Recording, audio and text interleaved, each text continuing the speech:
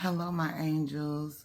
Hello. I just saw a post and I do want to comment on it, okay? First of all, let me give you the statistics.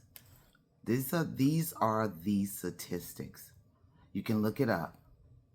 Around 400 to 500 mothers unalive their children every year.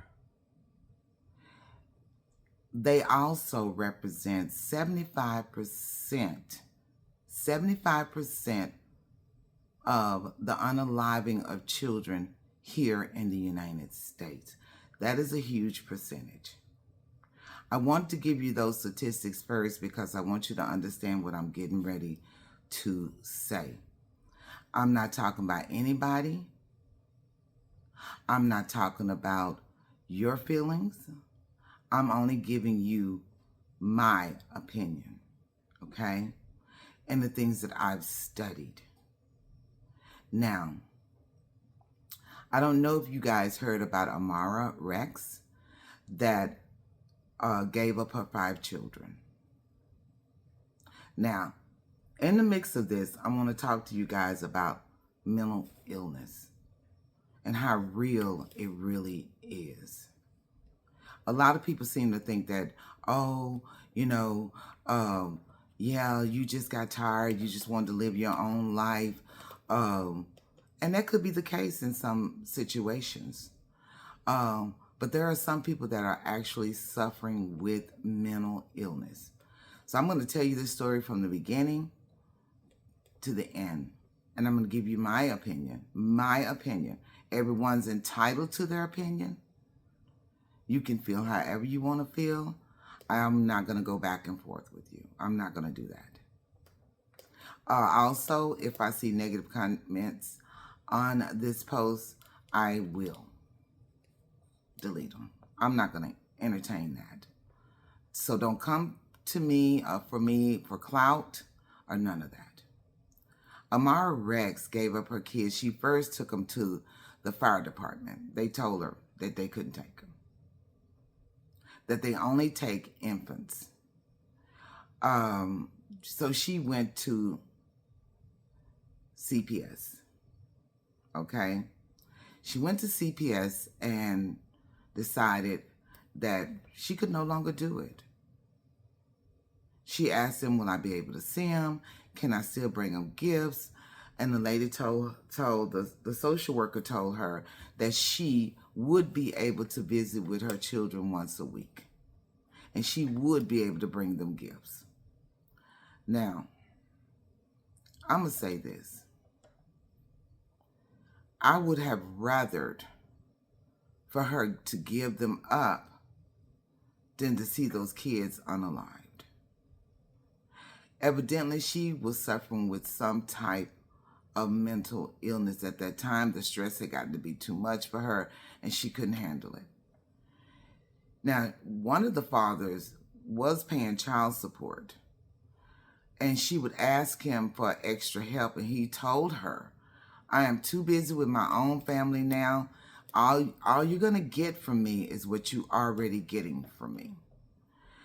I don't think the fathers was involved in their life. She was from Columbus, Ohio, okay? I don't think the father was involved. The fathers was involved in their life. I don't know. I can't say. But I do know mental illness is real, okay? Some mothers, like myself, I clinged to my children when me and my first husband divorced. I cling to them. I put all my energy and everything into my children. That is what helped me get through it. But some mothers just simply cannot handle the stress. Now, I know what you want to say is, oh, well, if she couldn't handle the stress, why did she have all these children? First of all, she was a child having children. Her first child she was 15 years old. Her second child came at 16 years old. So what I'm saying is this. I'm glad that she did give them up. I hate that they had to go into the foster system because to me, CPS and the foster system is broken.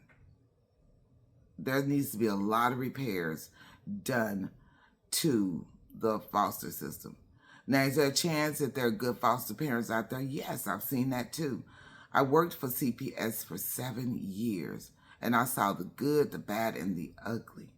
Okay? So, now let's fast forward. Since she gave those children up, she is now standing trial. She's in court right now for the unaliving of one of her baby's daddy. I hate that word. One of her children's father. I hate baby mama. I hate baby daddy. I don't like that. For one of her children's, some of her children's father. One of the fathers of her children, she unalived. There was witnesses to this. So now she's standing trial. And if there was witness, what do you think going to happen? There's a possibility she's getting ready to go to the clean.